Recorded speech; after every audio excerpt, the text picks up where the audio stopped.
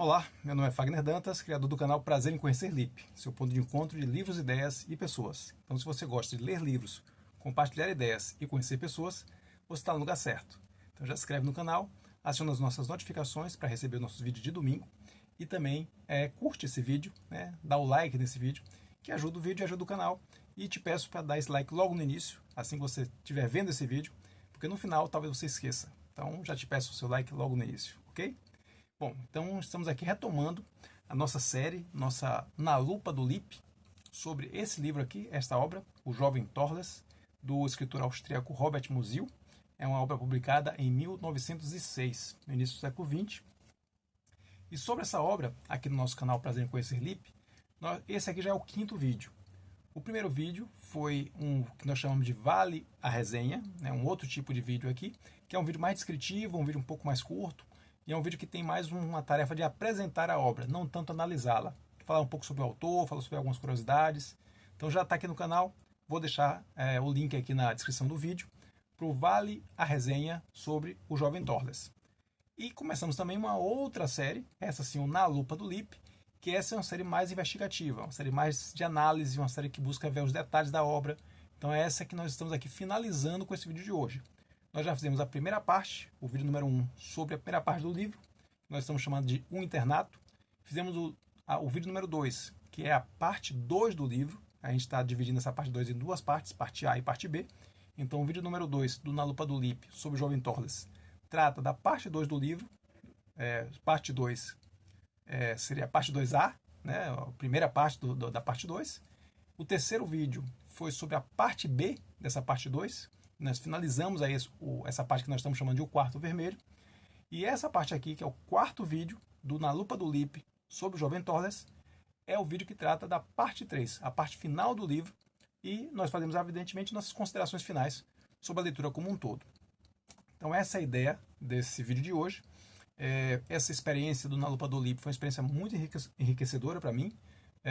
Pude realmente me debruçar sobre a obra, pude avaliar a obra nos seus detalhes, reler, uma obra que eu já tinha lido, mas a releitura foi uma releitura bastante aprofundada, eu diria assim, muito mais interessante, até sob o ponto de vista da obra. Eu não me lembrava dessa obra com tanta clareza, eu não tinha muito claro para mim a complexidade dessa obra, a força dessa obra.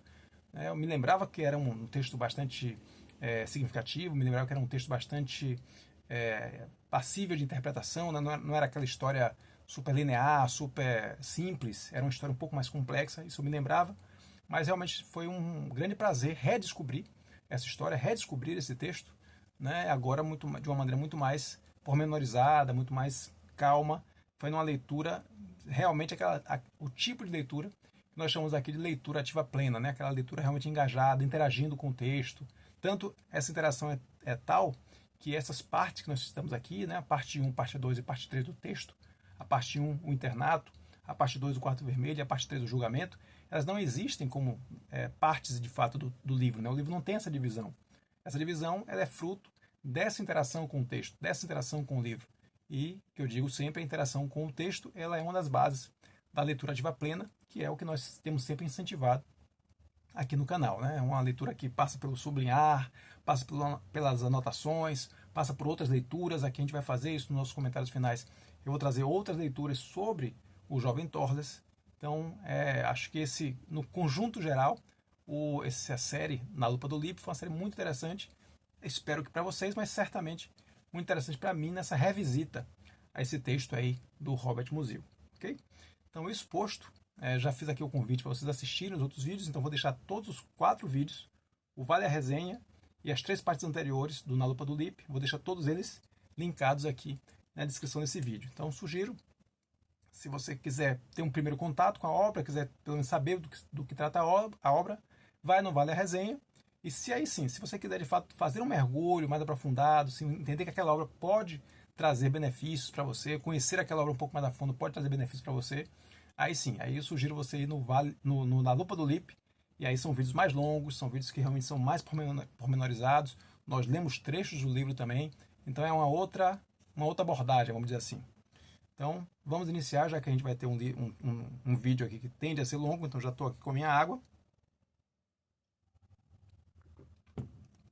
para deixar a garganta sempre hidratada aqui, para a gente poder falar, porque a gente vai ter um belo caminho pela frente, dessa vez com bastante dica de livro também. Não só as dicas de livro dadas durante, né, a nossa análise do Jovem Torres, mas também nos comentários finais eu trago várias dicas aqui. Acabei que destaquei 5 pontos aqui ao final da leitura, e eu vou levantar aqui, trazer algumas dicas de livros que tratam, de alguma maneira também tocam esses 5 pontos que eu levantei ao final da leitura do Jovem Torres. Então é isso, feita aqui as introduções, acho que todos os avisos já foram devidamente dados. Estou aqui com o meu roteiro, como sempre, é um vídeo mais longo, então faço aqui um roteirozinho e já vou começar aqui retomando um aspecto do nosso vídeo anterior. Nosso vídeo anterior, onde a gente tratou da parte B, da segunda parte do livro, né, da parte 2 do livro, a parte final dessa parte 2, que é o quadro vermelho, tem um aspecto ali muito interessante que eu acabei não comentando no vídeo passado.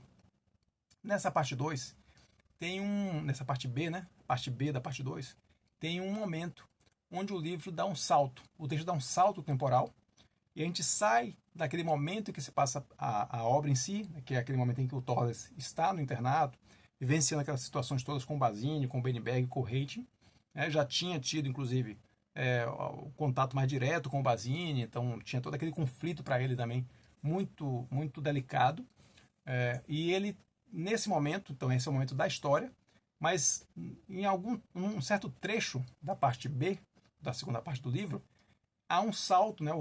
A história vai para bem distante, para bem avante no livro, né? Para bem à frente, temporalmente, daquele tempo onde se passa a história, e nós já encontramos o Torres adulto. Um Torres adulto, já mais amadurecido, já tendo vivenciado e tendo aquelas situações que nós estamos vivenciando ali, como uma lembrança da sua vida. E nessa parte, nesse salto temporal, ele fala com um colega, ele fala com um determinado amigo dele sobre o que aconteceu no internato, né? Como eu disse, como uma lembrança. E inclusive fala sobre dessas humilhações e usa esse termo até dessas humilhações provocadas pelo amor, faz até uma comparação, uma analogia com as humilhações que ele sofreu com as humilhações decorrentes do amor. Então isso é um elemento que ele bota aqui. E eu queria fazer a leitura, exatamente quando ele fala dessa experiência para o amigo, né, já adulto, e eu queria fazer a leitura da resposta que ele dá aqui ao amigo. Quando o amigo pergunta a ele, né, ele diz aqui, ele conta a experiência, o amigo pergunta se ele não se arrependia do que tinha acontecido. E eu achei a resposta tão interessante que eu queria fazer aquela leitura exatamente do texto na íntegra aqui para vocês, né, para não ficar uma coisa somente da minha opinião, mas eu queria ler como está no texto e aí a gente fazer um comentário. Então ele responde, né, quando o amigo pergunta se ele se arrepende do que aconteceu, de ter se envolvido com aquilo, de ter, né, passado por aquelas experiências traumáticas que ele passou no internato. Então, a forma como ele conduziu essa experiência, que inclusive, nesse momento aqui, a gente não sabe até onde isso vai dar. Né? Hoje, quando a gente fala a segunda leitura, quando a gente faz a releitura, até esse trecho ele ganha uma outra dimensão. Porque, por exemplo, vou dar um pulo aqui, vou dar um salto bem adiante, mas a gente vai ver isso porque está na nossa parte 3. O Torres, ao final de toda essa história, né, de todos esses momentos, ele é convidado a sair do internato.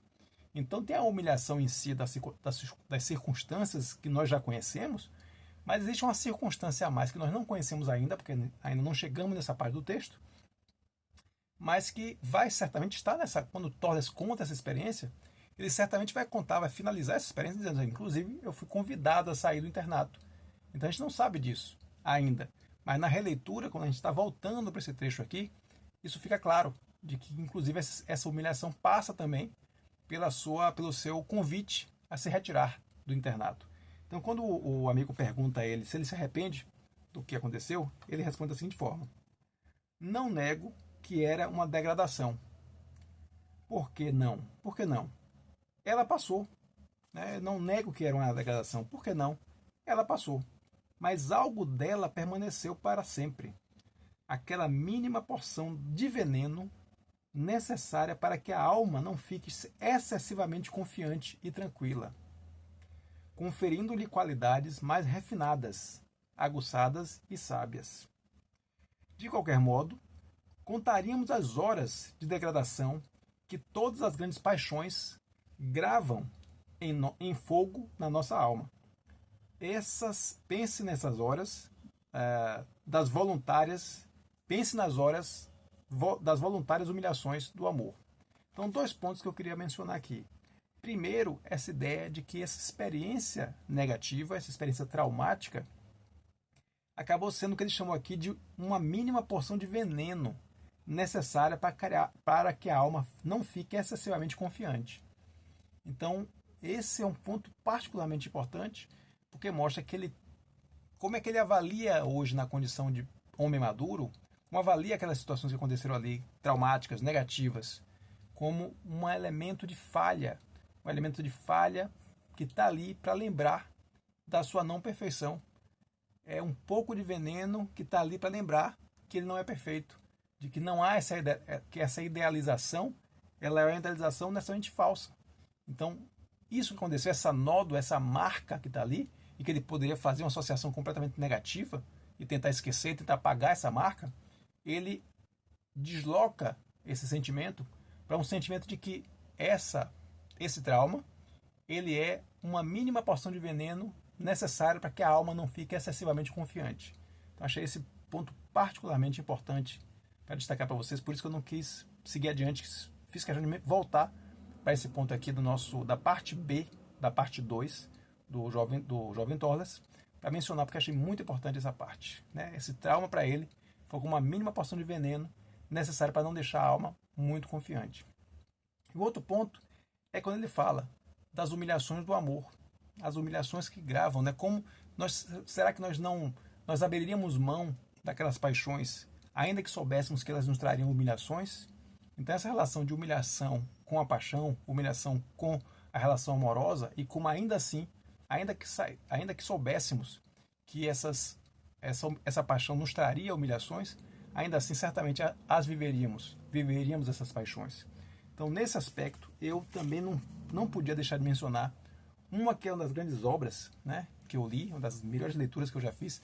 É certamente uma leitura que vale a pena fazer novamente, vale a pena retomar essa leitura, porque fiz essa leitura há muito tempo atrás, logo quando iniciei minha jornada mais específica aqui na leitura dos clássicos, numa leitura mais ativa, né, superei a minha fase de uma leitura mais ingênua e passei a ter uma leitura mais presente, né, nos textos que eu lia. E essa foi uma das grandes obras que eu li na época e que trata, um dos seus grandes elementos é justamente essa relação da humilhação decorrente das paixões. Então eu queria, né, usar esse ponto aqui para apresentar essa belíssima obra aqui, uma das minhas obras favoritas, meus livros favoritos, que é Servidão Humana, do William Somerset Maugham, esse grande escritor. Essa é uma obra de, se eu não me engano, 1925. Notei aqui para passar para vocês. Não, de 1915. 1915, do William Somerset Maugham. Sua obra máxima. Né? Eu tenho outros 2 livros do Somerset Maugham aqui. É um escritor que eu gosto muito do tipo de escrita dele, da abordagem que ele faz. Tem aqui também o Fio da Navalha, que talvez seja o segundo mais conhecido dele. E o Férias de Verão, né? Que é talvez dos 3... Férias de Natal, melhor dizendo. Dos 3 é o que eu menos gosto. Gosto muito do Fio da Navalha, mas esse aqui é um dos grandes livros da vida.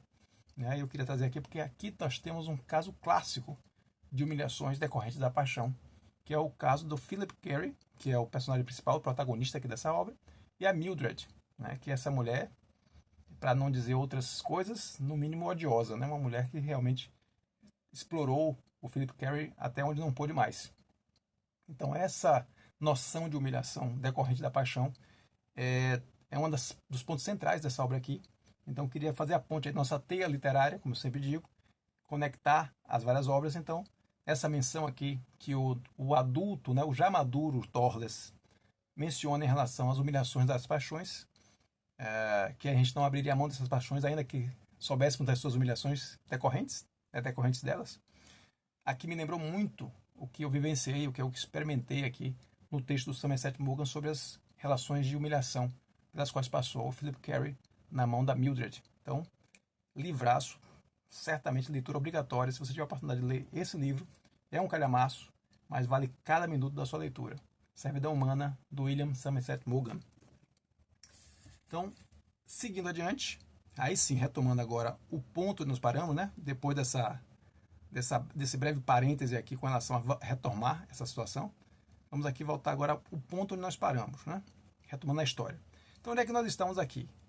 Estamos naquela última sessão de tortura do Beinberg com o Reiting, né? Onde o Beinberg faz aquela tentativa de hipnotizar o Basini, e o Basini finge que estava hipnotizado, no final das contas acaba caindo, né?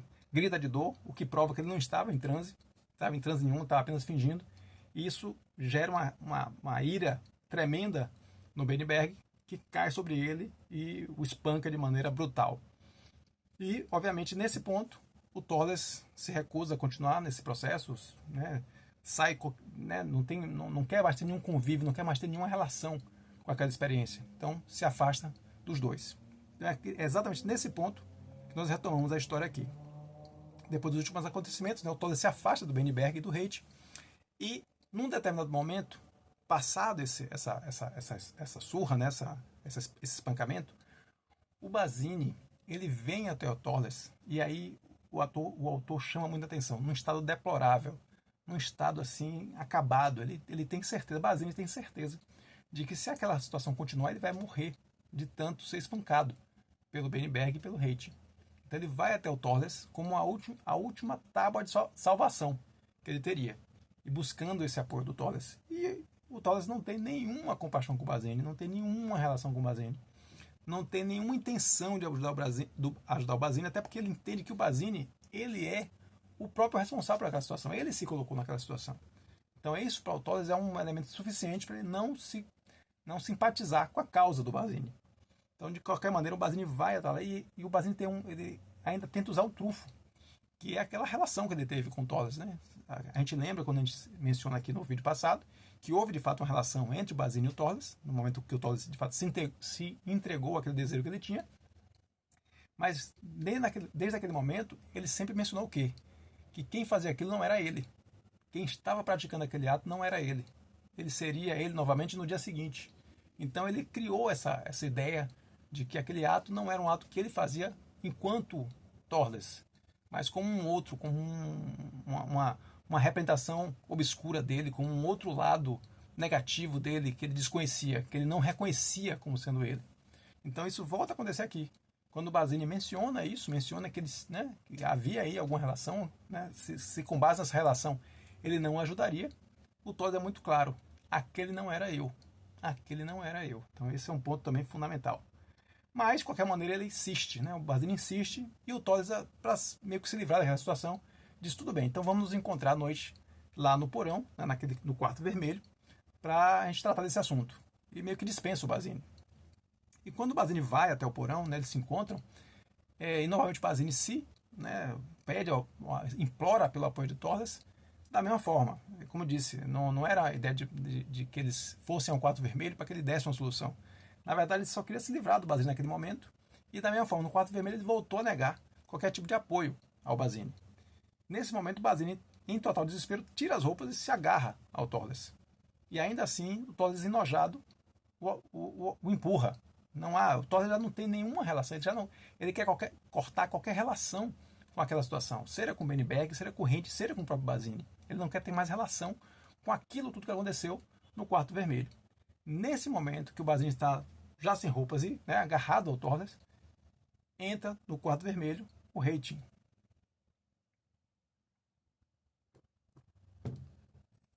E diante disso pergunta: o que é que está acontecendo aqui?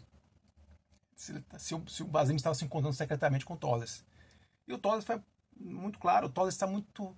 É perceptível como o Tollers está mais seguro agora, né? Como depois que ele saiu, depois que ele abandonou aquela cena, que ele viu que aquilo não ia mais para lugar nenhum, que aquela situação, se ela algum dia teve alguma esperança de sentido para ele, não havia mais nada. Aquela experiência, aquilo que poderia ser uma experiência limite, se mostrou completamente vazia, completamente, né, destituída de qualquer significação mais nobre, por mais deturpado que possa ser, né, que pudesse ser qualquer esperança de que houvesse alguma nobreza naqueles atos. Mas, de qualquer forma, o Tollers perdeu qualquer relação, ele cortou qualquer relação com aquilo. Então ele não tinha realmente intenção de ajudar o Basini. Naquele momento em que o Reiting fala para ele: vocês estão se encontrando aqui, o que está acontecendo? Aí o Tollers, muito claramente, de maneira muito segura, né, ele aparece muito claramente essa transição para ele, né, daquela figura mais mais temerosa, daquela figura que né, meio que efeito comportamento de manada, que é uma coisa que a gente vai falar aqui mais na frente, que acabava indo, né, na expectativa de manter aquela amizade com o Benny com o Hate, de continuar com aquele ciclo de amizades ali. Ele acabava fazendo coisas que certamente talvez não fizesse sozinho. Mas o fato é que agora ele está mais seguro. E essa segurança dele deixa ele falar claramente pro Hate. Ele nem se abala com a chegada do Hate. Quando o Hate chega, ele diz assim: não, o Basini veio me pedir ajuda e eu não vou ajudá-lo. Eu não tenho nada a ver com isso. Eu não quero ter uma relação nenhuma com essa situação. E aí talvez aconteça um elemento de virada. Né? Talvez se o Hate não tivesse falado nada, não tivesse forçado a barra, talvez a coisa acabasse por aí. Mas não. O Hating disse que o Basini vai pagar por ter levado aquele caso para o Torres, por ter pedido ajuda ao Torres. E que ele vai pedir, que na verdade o Torres vai assistir, para ele mostrar claramente que o Torres não vai ajudá-lo. Ele vai fazer uma nova suspensão de tortura com o Basini e o Torres vai assistir. Nesse ponto, o Torres disse que não. Ele não aceita, ele não vai participar mais de nenhum ato daqueles. E aí o Hating fica surpreso e fica irado. Você olha, como é que você está, né, destratando assim, como é que você está se colocando dessa forma contra mim? E nesse ponto o Torres vai ainda mais adiante. Diz que aqueles atos são nojentos, que o Beinberg e o Hating são dois idiotas e que ele não vai de maneira nenhuma compactuar mais com aquilo.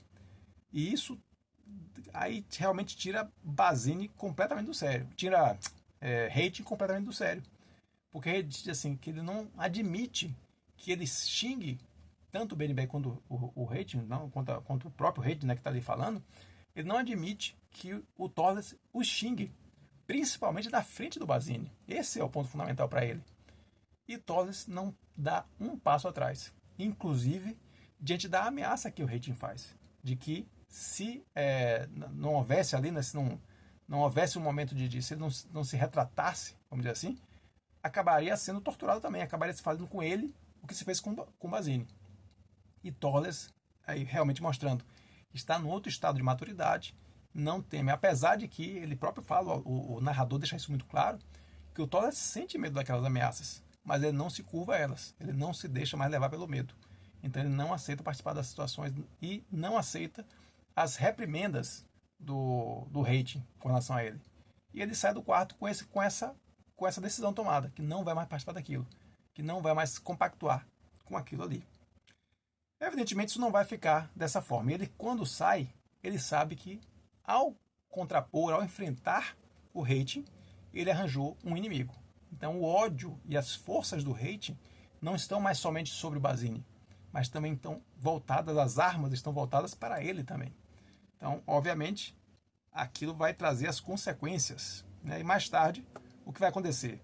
Os dois aparecem lá, os dois se aproximam de Basini, tanto o Beinberg quanto o Hating, dizendo exatamente isso, que ele deveria, mais tarde, eles iriam levar o Basini para o Quarto Vermelho, para uma última sessão de tortura, para no dia seguinte entregá-lo à direção, denunciá-lo à direção como sendo o furtador. E eles ameaçam o Torres, dizem assim: não, você tem que ir conosco, você deve ir conosco, nós iremos sair aqui à noite com o Basini e você irá conosco. E o Torres, novamente com firmeza, diz que não vai acompanhá-los, que não vai mais compactuar com isso, que não quer mais nenhuma relação com essa história das torturas ao Basini. Então aí novamente as ameaças: faremos com ele, faremos com você o que fizemos com ele, e vamos denunciá-lo como cúmplice de Basini nessa história dos furtos. Então veja o nível de ameaça do Beinberg e do Hating sobre o Torres. E como eu disse, mesmo com medo dessas ameaças, reconhecendo que essas ameaças, né, têm condição de se efetivarem, ainda assim Torres resiste e não segue. Então quando chega a noite, Hating levanta, Beinberg levanta, os dois saem, Basini sai naquele estado deplorável, se arrastando praticamente, porque sabe que será torturado, sabe que será viciado, sabe que será abusado pelos outros dois, mas o Torres não sai do seu lugar. Nesse ponto acontece uma coisa importante. Ele volta a ter, né, nesse momento, mesmo talvez pelo medo, talvez pela tensão daquele momento ali, que ele sabia que era o momento final, né, que ele inclusive seria denunciado junto com o Basini, né, então a sua imagem também seria atacada, mesmo que ele não fosse atacado fisicamente, a sua imagem seria atacada diretamente. Ele tem um momento ali, tem um momento de pensamento, de reflexão, E nesse momento de reflexão ele lembra dos pais. E lembra de maneira afetuosa dos pais, coisa que há muito tempo ele não fazia. Você lembra quando se a gente for retomar aqui na Lupa do Livro como um todo, lá no começo do romance, ele tem uma relação de afeto muito forte com os pais, quando ele está no internato, né? Quando ele se vê afastado dos pais. Ele começa a escrever aquelas cartas, e aquelas cartas para os pais têm um peso tão grande para ele. A gente até usou essa expressão da hipermetropia emocional, né? Quer dizer que você só reconhece, só valoriza uma emoção, um sentimento, quando você se afasta dela, quando aquilo se torna raro. Né? Então a gente falava disso naquela época, que ele só reconheceu, né, esse amor pelos pais, só aparece de maneira mais concreta, de maneira mais efetiva, quando ele se afasta desse amor. Então aí vem a ideia das cartas e o amor que ele colocava naquelas cartas. E aquilo foi minguando, foi desaparecendo. Então desapareceu esse amor, esse afeto, essa relação, esse enlace que ele tinha com os pais. E aqui o narrador diz que depois de muito tempo, nessa situação de tensão que ele está vivendo agora, ele volta a pensar de maneira afetuosa em relação aos pais. E aí entra o detalhezinho. Ele lembra de uma carta que ele escreveu aos pais, contando da situação, porque naquela época já havia acontecendo essas questões com Basini, ele já tinha escrito para os pais. Ele lembra que uma das respostas que ele recebeu dos pais foi de que ele deveria orientar o Basini a se colocar diante do diretor, né? se entregar para o diretor. Então ele tem esse momento, essa ideia vem muito forte para ele. E quando vem essa ideia, ele não tem dúvidas, ele já sabe o que fazer. E é exatamente isso que ele faz. Ele escreve um bilhete e faz chegar até o Basini, dizendo que nesse bilhete ele diz: se entregue ao diretor, né, confesse os seus crimes, porque o Benny Bag e o Hate vão lhe entregar. Então, se você não sair na frente, se você não fizer o ato de se entregar, você vai estar nas mãos dele. Você vai ser o denunciado. Então, se entregue ao diretor, coloque, né, fale tudo que tem que ser dito com relação ao Benny Bag e em relação ao Hate, mas me deixe fora dessa situação. É o que ele coloca na carta. No dia seguinte, é exatamente o que acontece. O diretor vai até o dormitório, antes que o Benny Bag e o Hate possam denunciar, né, o Basini ao diretor. O diretor, certamente Basini, em algum momento foi até o diretor, se colocou, né, se entregou, né, confessou os seus crimes, e o diretor foi até o Basini e recolheu o Basini do dormitório. Buscou ele no dormitório. Nesse momento, ninguém desconfiava, ninguém desconfiou do Torles. Se entendeu que o Basini fez aquilo por vontade própria. Né? Foi lá e se denunciou, vamos dizer assim, de certa maneira, deu um checkmate no Benny Bag e do Hate, porque eles não podiam mais ameaçá-lo com aquela denúncia, porque ele mesmo se entregou. Então essa era a ideia do Torles. Então ele fez isso e, como eu disse, ninguém imaginou, né, pelo menos o Benny Bag e o Hate, não imaginaram que quem estava por trás dessa confissão do Basini era o Torles. Então esse foi um momento importante do romance, porque há essa virada de chave. Né? O Torles ele assume, vamos dizer assim, ele assume o controle da situação no momento em que ele descaracteriza, ele esvazia aquela ameaça que o Benny Bag e o Hate tinham sobre o Basini, né? de entregá-lo ao diretor, quando ele próprio convence o Basini, através dessa carta que ele escreve, desse bilhete, a que o Basini se entregue. Então há essa virada de chave. E aí se estabelece uma comissão para avaliar aquele caso. Né? Avaliar aí o que aconteceu, o que foi que houve, quais são quem deve ser punido por aquela situação, né? Porque afinal de contas o Basini também denunciou o Benny Bag e o Hate pelos maus tratos. Ele se confessou pela questão do furto. Então havia aí uma investigação a ser tocada. E essa investigação foi tocada, de fato, os estudantes foram chamados a se pronunciar sobre aquele caso. Porém, Torles some. Quando os estudantes são chamados para falarem, para darem seus depoimentos, Torles some. Se descobre Torles fora do internato. Ele fugiu do internato e se descobriu numa vila, numa cidadezinha, faminto e exausto. Ele confundiu completamente, ele fugiu em desespero daquela situação. Ele não queria vivenciar aquela situação, aquilo estava completamente esgotando ele emocionalmente. Então ele fugiu do internato, mas foi descoberto algum tempo depois, faminto, exausto, numa pequena vila. Foi levado novamente ao internato. E aí temos talvez o grande momento, né? Pelo menos um dos grandes momentos do livro, e é o momento, vamos dizer assim, de ápice do livro, nesse fechamento, que é o depoimento de Torles à comissão que está investigando o caso, que é formada ali pelo diretor, pelo regente do internato e por dois professores, o professor de religião e o professor de matemática, o mesmo professor de matemática que o Tolles havia, né, buscado para conversar sobre o seu conflito, sobre as suas dúvidas em relação ao infinito, aos números imaginários e o que nós já vimos aqui nos vídeos anteriores. Então, como é que se dá esse depoimento? E eu vou ler, inclusive, a passagem aqui, que são duas passagens muito importantes. A passagem que mostra o momento de amadurecimento das ideias para o Tolles e como o Tolles expressa essas ideias a partir de diversas dificuldades que ele tem de tentar expressar. Ele é perguntado sobre por que ele não denunciou, né? Por que ele não denunciou o Basini, qual é a participação dele nesse processo. Ele começa a dar respostas muito evasivas, respostas muito filosóficas. Então, primeiro ele fala que por que ele não denunciou o Basini.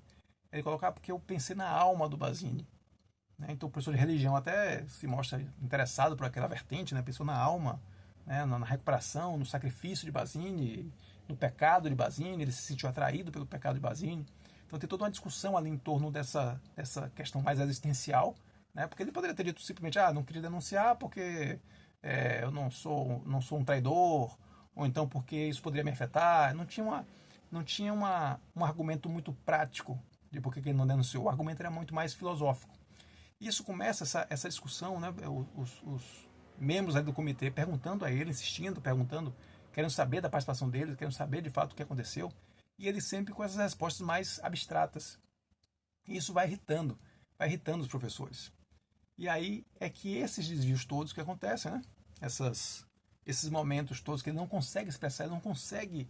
É como se para ele tivesse claro, né, o que ele quer dizer ali. Ele sabe por que ele agiu daquela forma. Isso está maduro nele, mas ele não consegue expressar, ele não encontra maneira de expressar aquilo. E essa é uma das passagens mais bonitas do livro, porque justamente o narrador ele faz uma apresentação do que seria essas ideias que estão dentro da gente, mas não são passíveis de serem expressas da maneira adequada, não são passíveis de serem manifestadas da maneira adequada. Então ele tem essa passagem onde primeiro o narrador fala sobre isso, descreve esse sentimento, descreve esse estado de coisas, esse estado psicológico dele de não conseguir, de ter a ideia, mas não conseguir expressá-las. E posteriormente vemos que o Tolles então ele assenta, ele consolida, ele estabiliza essa coisa que estava muito confusa na cabeça dele, essas ideias que não estavam ainda prontas para desabrochar, não estavam maduras o suficientes para serem expressas. Ele finalmente chega nesse estado de maturidade. E aí ele se expressa. E aí tem o seu famoso discurso, o famoso discurso de Tolles perante a comissão julgadora, e é onde nós encerramos aí o julgamento. Então eu vou trazer primeiro aqui e vou ler, porque são realmente passagens belíssimas e que eu não saberia nem colocá-las. Aí o problema de linguagem é meu, de não conseguir nem expressar da maneira como o autor, como Robert Musil, coloca aqui tanto essa ideia do amadurecimento necessário das ideias para expressá-las, né, para que elas possam ser expressas da maneira adequada, mas principalmente o momento em que o Tolles alcança esse raciocínio, ele alcança esse estado psicológico que permite com que ele fale, ele descobre, e isso de fato é uma epifania para ele. E aí, retomando uma coisa que está lá atrás, que a gente já falou nos vídeos anteriores, e que eu diria, a gente vai retomar isso lá na frente. Lembram-se quando ele falou que num determinado momento da tortura do Basini, com o Bernberg, com o Reiting, ele via como se houvesse ali dois rostos, como se ele estivesse olhando para o Basini e estivesse vendo um rosto sujo e um rosto limpo. Olhar o Bernberg como se estivesse vendo um rosto sujo e um rosto limpo, e assim por diante.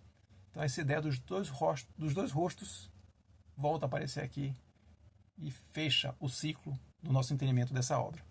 Então vou trazer primeiro essa brilhante passagem onde o narrador, né, no caso aqui o autor, claramente não é o personagem falando, mas uma reflexão do autor, do narrador, desse narrador onisciente que nos acompanha aqui ao longo de todo o livro. E essa passagem onde ele fala por que o Tolles não consegue se expressar, por que ele não consegue, né, porque às vezes porque essa ideia está clara nele, mas ele não consegue colocá-la em palavras. Então esse é o primeiro momento, e depois a gente vai ver a fala do Tolles quando ele realmente alcança esse estado de coisas que permite sim que ele expresse de maneira adequada as suas ideias. Primeiro, como o narrador lida com esse momento de ideias que não estão maduras o suficientes para serem expressas.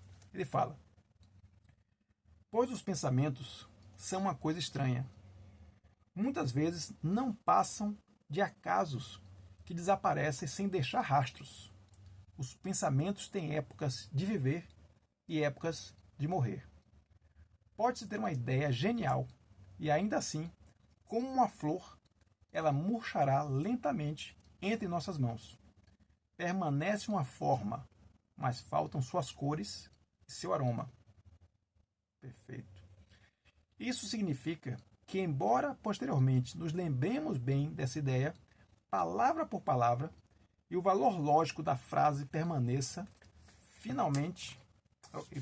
inalterado, ela apenas flutua desorientada na superfície do nosso interior. E não mais nos sentimos enriquecidos por possuí-la. Até que, e aí esse é o ponto de virada, é quando a gente encaixa, é quando a gente chega a gente alcança esse estado de maturidade, até que, talvez anos depois, de súbito, surge o momento em que vemos que, naquele meio tempo, nada sabíamos sobre ela, ainda que, do ponto de vista lógico, soubéssemos tudo. Então esse é o ponto que eu acho fundamental aqui, esse ponto de virada, de entendimento. E ele continua: um pensamento, mesmo que tenha passado pela nossa mente há muito tempo, só viverá no instante em que alguma coisa que já não é o pensar, que já não é lógica, se acrescenta a ele, de modo que sentimos sua verdade para além de qualquer justificação, como uma âncora que dilacera a carne viva e ensanguentada.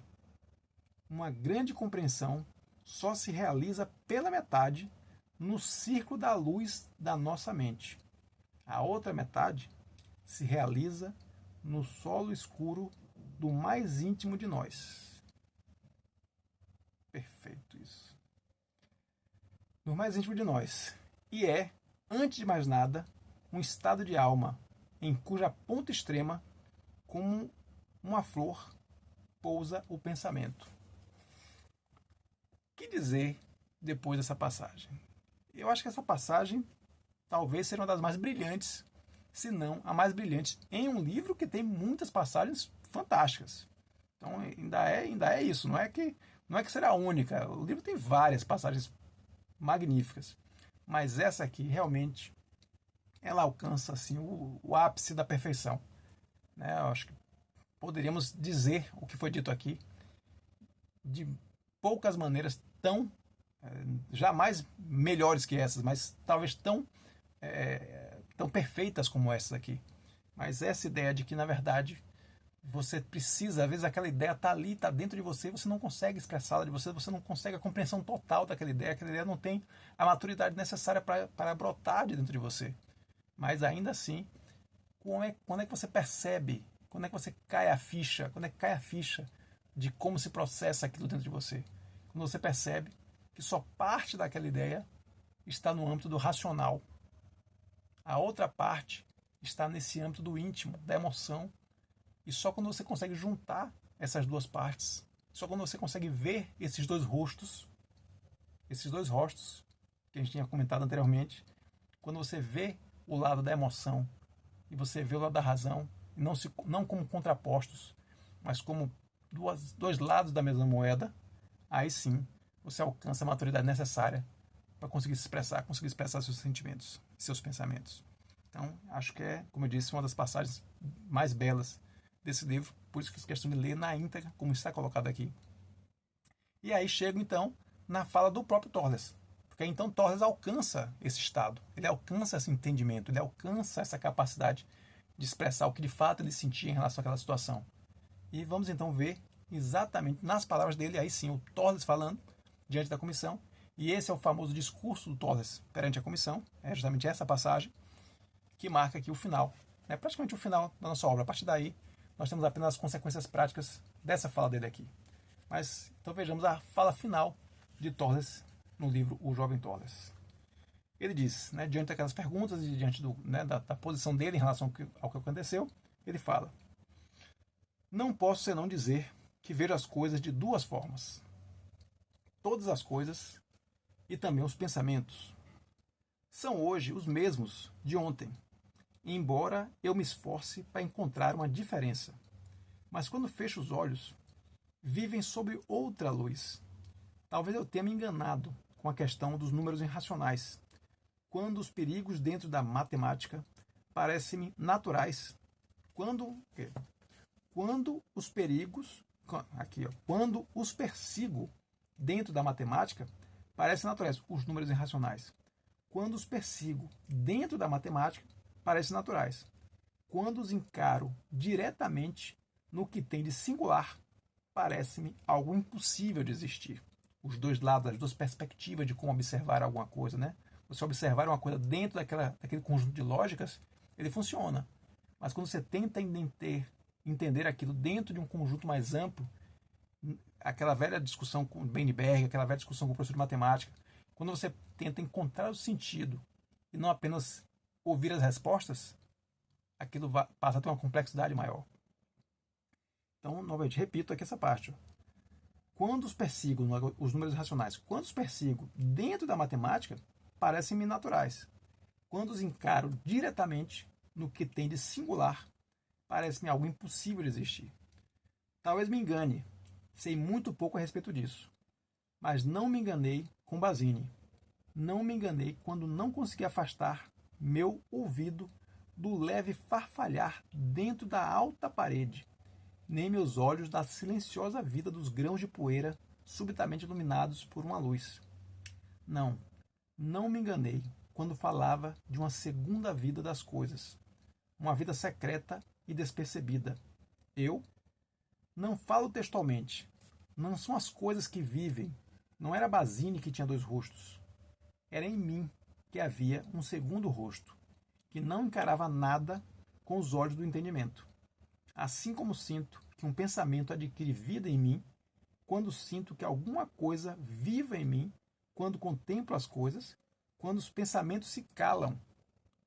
Alguma coisa vive em mim, quando contemplo as coisas, quando os pensamentos se calam, quando o racional se afasta, quando a racionalidade abre mão da sua hegemonia diante do entendimento da realidade.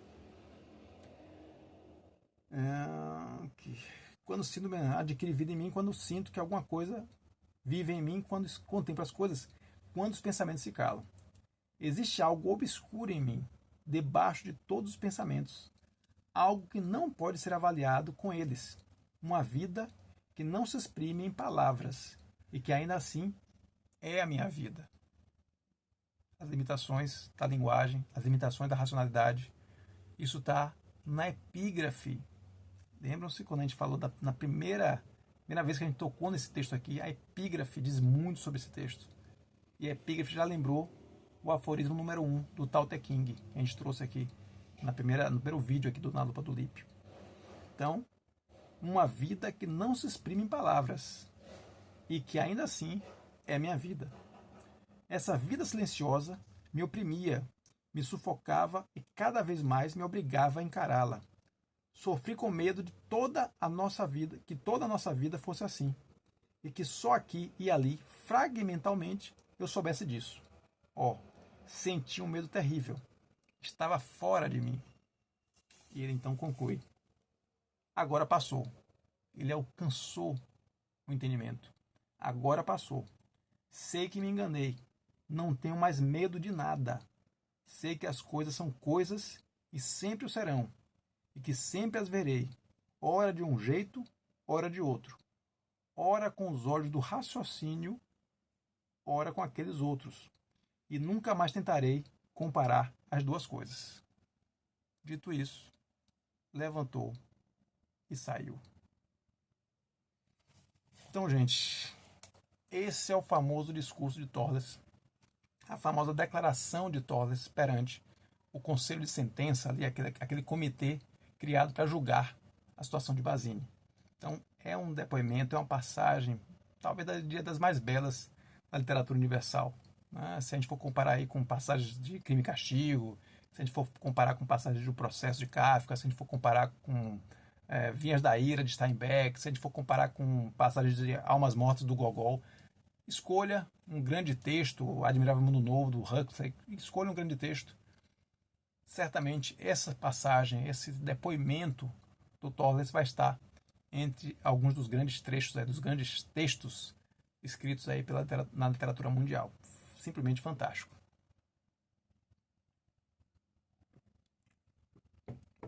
Após isso, então, temos o desfecho da nossa obra, porque diante dessa fala, diante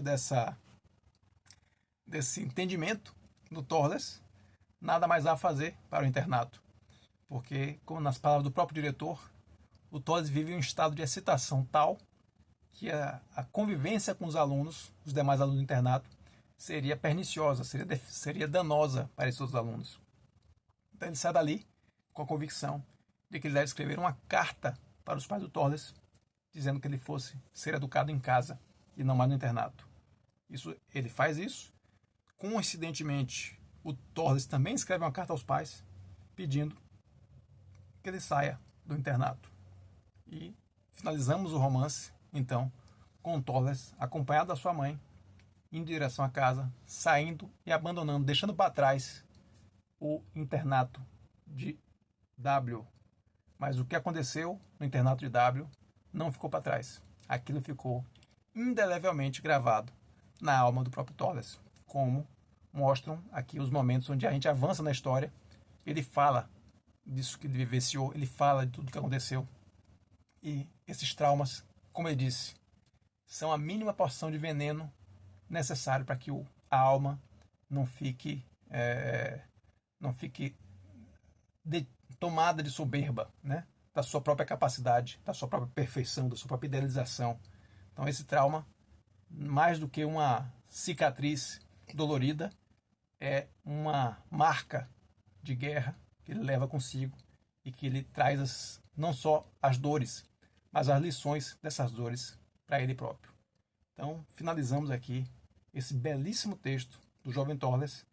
E eu, antes de passar para os nossos comentários finais, aí trazendo alguns outros textos, eu queria pegar exatamente essa pontuação que ele fala aqui, esse final que é primoroso, que é essa relação do racional e do irracional, no nosso entendimento, na nossa relação com a realidade, do racional e do emocional, né? Do que é inteligível, do que é o cartesiano, né? O que é o apolíneo daquela famosa dicotomia nietzschiana, né?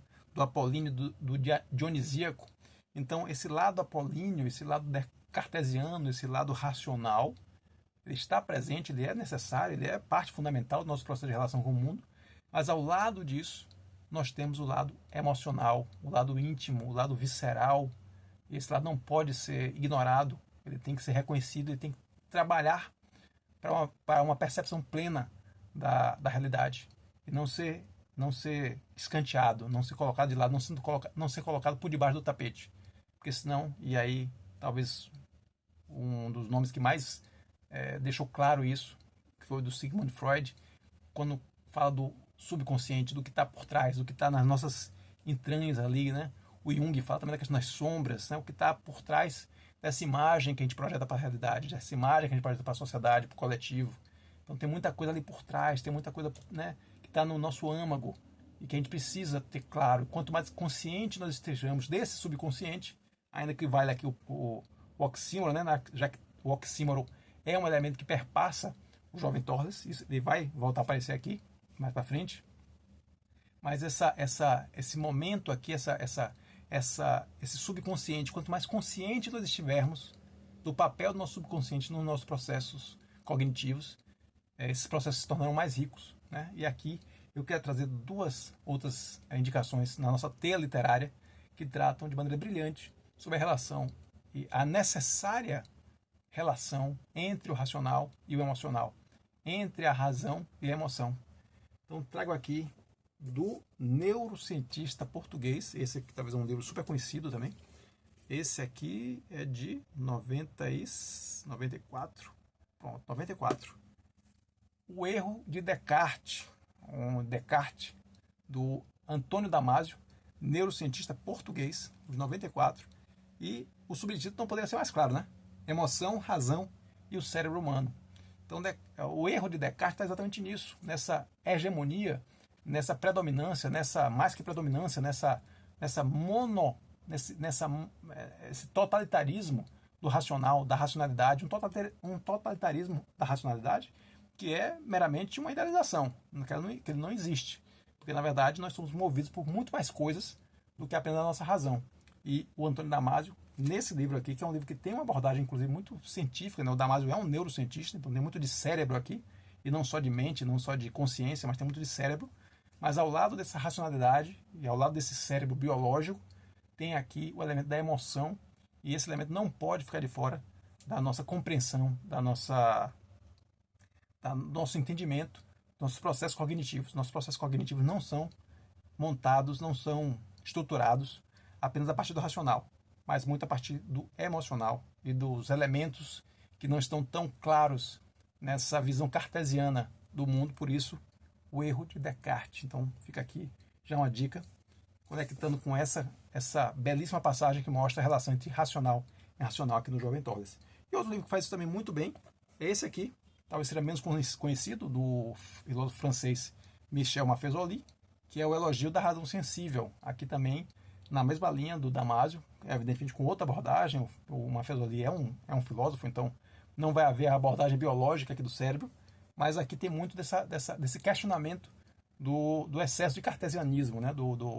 Dessa predominância, dessa hegemonia da racionalidade sobre um mundo que exige muitos outros elementos para a sua compreensão, né? Que não estão acessíveis apenas ao racional, estão também no âmbito da sensibilidade, do corpo como um todo, dos sentidos como um todo, e não apenas da nossa razão, né? Essa visão cartesiana, essa visão mais idealizada, né? Da racionalidade. Então está aqui outra dica. Esse aqui mais curtinho, talvez menos conhecido, mas excepcional o livro também, do Michel Maffesoli. Esse é de 96. Então, temos o erro de Descartes, de 94, do Antônio Damasio. E eu trago também aqui, sobre esse mesmo tema, da relação entre racionalidade e emoção, o Elogio da Razão Sensível, do Michel Maffesoli, de 96. Então, gente, finalizamos aí, finalmente, o nosso querido Jovem Torres, que nos acompanhou aí por 4 semanas, né? 5 semanas, esse é o nosso 5º vídeo, né? Considerando também o Vale a Resenha. Então, essa obra nos acompanhou aí por mais de um mês. Foi uma delícia ter retomado essa obra, ter lido com mais atenção, ter realmente mergulhado nessa obra. Então, foi para mim um prazer imenso ter feito isso. E agora eu vou para uma segunda etapa nossa, onde a gente sai um pouquinho do texto em si. E eu trago aqui, que é parte do Na Lupa do Lippe também. Fiz questão de colocar isso dentro, quando eu imaginei, né, essa série de Na Lupa do Lippe. Um aspecto que eu queria fazer muito era trazer outros textos, outros autores que trabalhavam aquele texto, né, que investigavam aquele texto de alguma maneira, que traziam elementos que, eventualmente, na minha leitura inicial, eu não consegui trazer. Esses textos aqui que eu vou citar, eles serviram muito para muitas das reflexões que eu montei, que eu trouxe aqui no Vale a Resenha, na Lupa do Lippe. Mas, para além daqueles que eu trouxe, para além daqueles que eu falo no próprio roteiro que eu montei aqui, eu fiz questão de mencionar esses textos, porque eles trazem também outras questões que eu não coloquei no roteiro como um todo, mas que eu acho interessante, acho importante mencioná-las aqui.